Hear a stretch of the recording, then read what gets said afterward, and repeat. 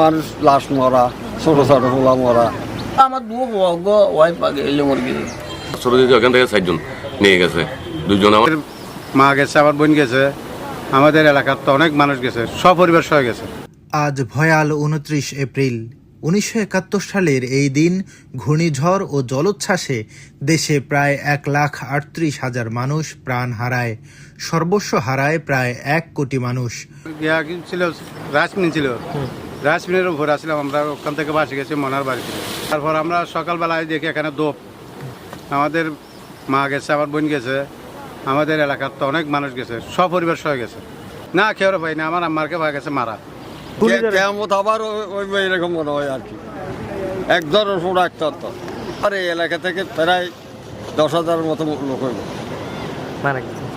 একবার 3 জন 4 জন 5 জন বিল্ডিং ছিল ওইখানে, কি সবাই ওখানে আশ্রয় নিয়েছে, প্রায় 10,000-এর উপরে মানুষ আশ্রয় নিয়েছে। ওইখান থেকে পানি 11 থেকে 11.5 ফুট পানি এসে আমাদের ছাদের উপরে, লোকজন তো প্রায় ছাদের উপরে, ওইভাবে রুম ছিল না, যেহেতু একতলা ঘর। ওই ঘূর্ণিঝড়ে আনোয়ারা উপজেলার উপকূলীয় এলাকার হাজার হাজার মানুষের মৃত্যু হয়। তবে প্রলয়ঙ্কারী ঘূর্ণিঝড় ও জলোচ্ছ্বাসের পর 35 বছর পেরিয়ে গেলেও আনোয়ারার উপকূলীয় এলাকাগুলো এখনও পুরোপুরি টেকসই বেড়িবাঁধের আবরণে সুরক্ষিত হয়নি, যার কারণে আজও উপকূলীয় অঞ্চলের বাসিন্দারা ঘূর্ণিঝড় বা জলোচ্ছ্বাসের খবর শুনলে আঁতকে ওঠেন।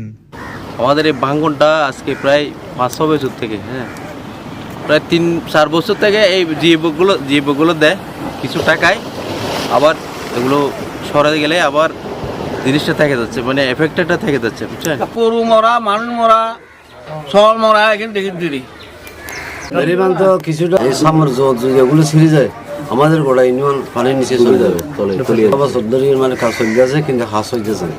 ঝুঁকিপূর্ণ কিনা? বেশি ঝুঁকিপূর্ণ বাজে, আর তো যাইবার মুখ্য হনুকে লাস্টও নাই, একা সাইকেল সেন্টার নাই। বেরিবান নছিল, এখন বর্তমান বেরিবান জিবে দিই, বেরিবান দিই আর নদী সমান, এখন ঝুঁকিপূর্ণ এনদি বাঙ্গা এন যখন মুহূর্ত ছিঁড়ে দিয়ে পারে। 29 এপ্রিল উপলক্ষে আনোয়ারা চট্টগ্রাম উপকূলীয় এলাকার প্রতিটা ঘরে ঘরে স্বজন হারানোর পরিবারেরা খতমে কোরআন, মিলাদ মাহফিল সহ বিভিন্ন ধর্মীয় অনুষ্ঠানের আয়োজন করেন।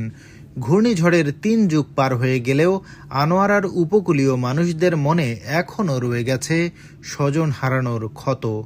তাই উপকূলে টেকসই বেড়িবাঁধ, পর্যাপ্ত সাইক্লোন সেন্টারের দাবি জানান তারা।